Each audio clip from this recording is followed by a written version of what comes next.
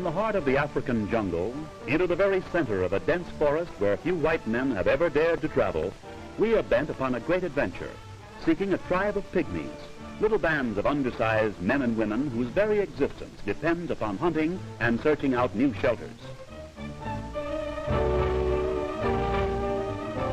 The entire region swarms with pop adders, the most treacherous and the deadliest of African reptiles.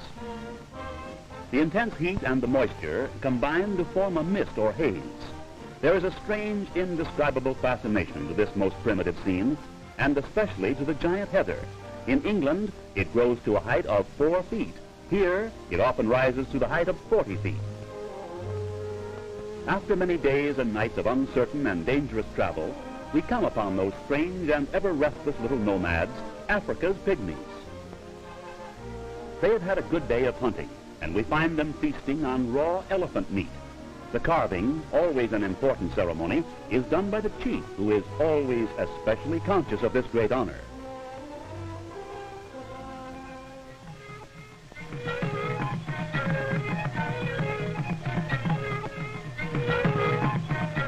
Toothless and rough-going. On this day, they seem unusually happy and carefree because they're being well fed, and they know that there is plenty of food ahead for several days to come. We soon learn that the pygmies are planning to build a bridge to span a river infested with crocodiles. Through countless generations, these little people have lost thousands to the terrible monsters. As children, they learn to fear the rivers.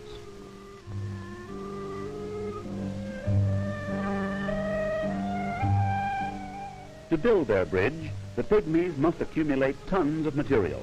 Vines must be knotted together to make them long enough to span the river. Their task is before them, and they're about to begin. We will soon see a most amazing example of primitive engineering. The tallest tree overhanging the stream is selected. It's 150 feet high, and to its top they laboriously climb. Later, they'll construct a crude ladder of vines.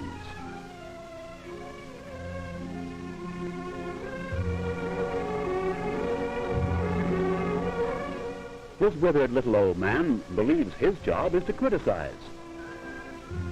In order to reach the top, masses of tangled growth must be cut and cleared away.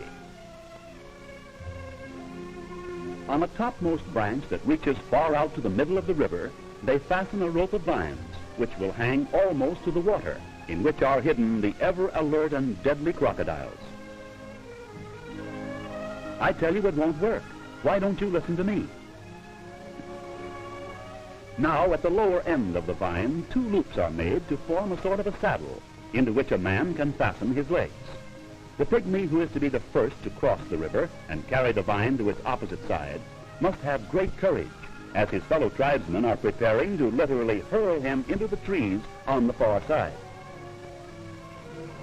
As we watch these little men work, we begin to realize both the size and the peril of their undertaking. We realize that despite their small size, their determination is great.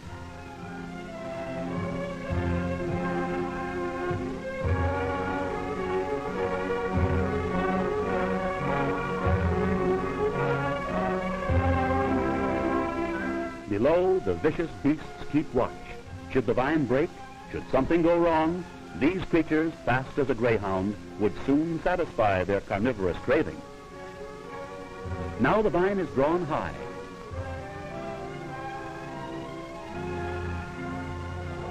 Then, quickly, the holding vine is cut, and there he goes.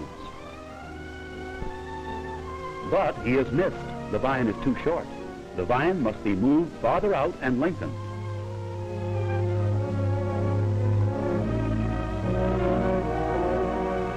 I told you it wouldn't work.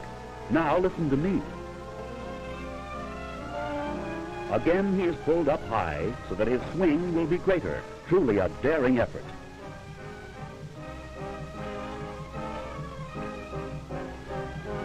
And there he goes again. Again failure. The vine is still too short.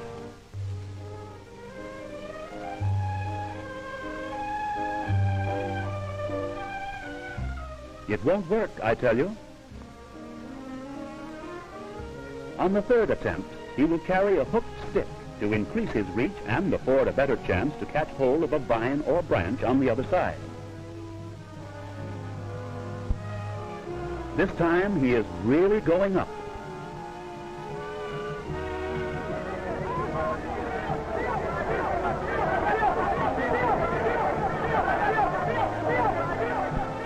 Dio, Dio, they all shout. In Pygmy language, this means higher, higher. Now the vine is almost horizontal, and watch.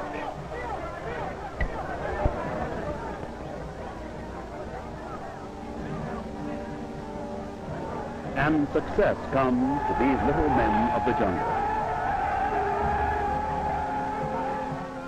See? You could have done it the first time. The drag of the heavy line on this pygmy's frail little body is terrific, but he hangs on, trying to work himself free of the saddle without letting go of the vine.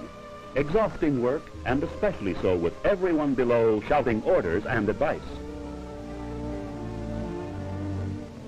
At last he is out, and the vine is securely fastened. The first man and the first vine are safely across the river. Even the old critic is very pleased. The crocodiles are disappointed. Now begins the equally perilous task of carrying more vines across the river. The little men continue to climb to the top of the huge tree, each carrying their share of the vines. To the top they all go, then down to the slanting vine high over the river of doom. The first vine has been stretched into position, and the bridge will soon extend from one giant tree to another on the opposite bank of the river. Every little man has his work to do, and everyone works industriously as more vines constantly arrive and are immediately prepared. About 60 feet above ground on both trees, huge ladders have been built to lead to the forks in the branches, to which the bridge is now anchored. The bridge is being built. It is being built very high because with the constant alternation of hot sunshine and terrific rainstorms, it may sag as much as 20 feet, and there is no way for the pygmies to raise it once the sag has set in. This primitive bridge, now weighing many tons, is as great an engineering feat to the pygmies as is the building of any of our great modern spans to us. Materials keep pouring in. The efficiency of these little people is truly amazing. Some take turns hunting, for everyone must be fed and fed well while the big job goes on. At the end of 6 days, the bridge is nearing completion. Even though there is still some decking to be installed, they're using the bridge, for the men on both sides must be fed. On the 8th day, the two teams of workers will meet in the middle of the great span, the span that now extends for 173 feet from tree to tree. It's 50 feet above the water. This friendly little tribe could have built the bridge in less time, but on dark and rainy days they would stop, as we had explained as best we could, that unless the sun shone, photography was out of the question. The bridge is finished. They play with it like children with a new toy. The pygmies have conquered another river and have protected themselves once more against the deadly perils of the treacherous crocodiles that are ever on the alert to seek out their human prey.